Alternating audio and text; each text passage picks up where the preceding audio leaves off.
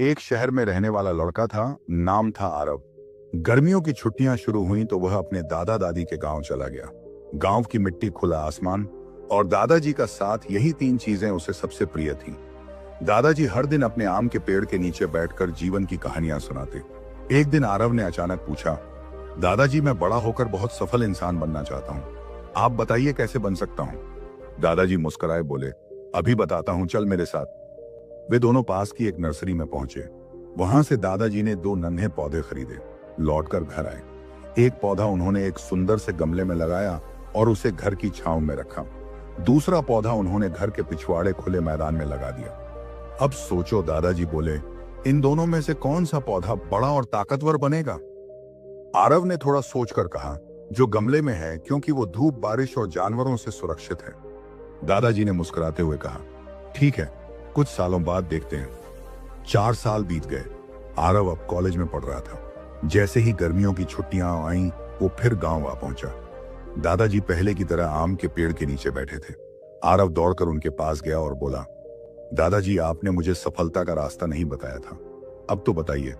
दादाजी मुस्कुराए बोले, पहले चलो उन पौधों को देख लें। वे दोनों आंगन की ओर गए। गमले वाला पौधा अब थोड़ा बड़ा तो हुआ था, पर अब भी सीमित था। उसकी जड़ें गहराई तक नहीं जा पाई थीं, न ही उसकी शाखाएं फैली थीं। अब वे बाहर के खुले मैदान में गए। वहां पर एक विशाल वृक्ष खड़ा था। उसका तना मजबूत था, शाखाएं दूर दूर तक फैली थीं। अब बताओ, दादाजी ने पूछा, कौन सा पौधा ज्यादा सफल हुआ। आरव चौंक गया। दादाजी, यह तो वही पौधा है जो आपने बाहर लगाया था। यह तो पूरा पेड़ बन गया। लेकिन कैसे? इसने तो धूप, बरसात, आंधी सब झेली होगी। दादाजी गहराई से मुस्कुराए। बिल्कुल सही सोचा, दादाजी बोले, पर यही संघर्ष इसकी ताकत बने। जो पौधा बाहर था, उसने तेज धूप झेली, भारी बरसात सहन की और आंधियों से टकराया। उसने अपनी जड़ें जमीन में और गहराई तक फैलाई ताकि गिर न जाए। हर मुसीबत ने उसे मजबूत किया। जबकि गमले वाला पौधा सुरक्षित तो रहा, पर उसकी जड़ें सीमित रहीं। ना वह जमीन से गहराई से जुड़ सका, ना ही ऊंचाई तक पहुंच सका। आरव ध्यान से सुन रहा था। बेटा, दादाजी बोले, सफलता भी ऐसे ही मिलती है। जो लोग सिर्फ आराम और सुरक्षा खोजते हैं, वे कभी अपनी असली ताकत पहचान ही नहीं पाते। लेकिन जो लोग मुश्किलों से लड़ते हैं, वही मजबूत बनते हैं।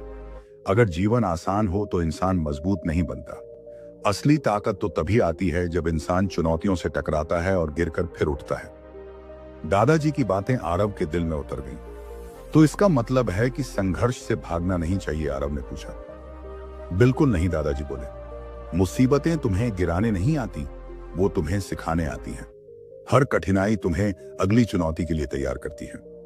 बड़ा बनने के लिए, मजबूत बनने के लिए तुम्हें अपने आराम के दायरे से बाहर निकलना ही होगा। सफलता आसान रास्तों पर नहीं मिलती बेटा। सफलता उन रास्तों पर मिलती है जहां कांटे होते हैं, तूफान आते हैं और धूप चुभती है। लेकिन इन सबके बीच भी जो टिके रहता है, वही असली पेड़ बनता है, वही सफल होता है। आरव ने उस विशाल पेड़ को देखा। अब उसे हर शाखा, हर पत्ती से जैसे एक नई सीख मिल रही थी।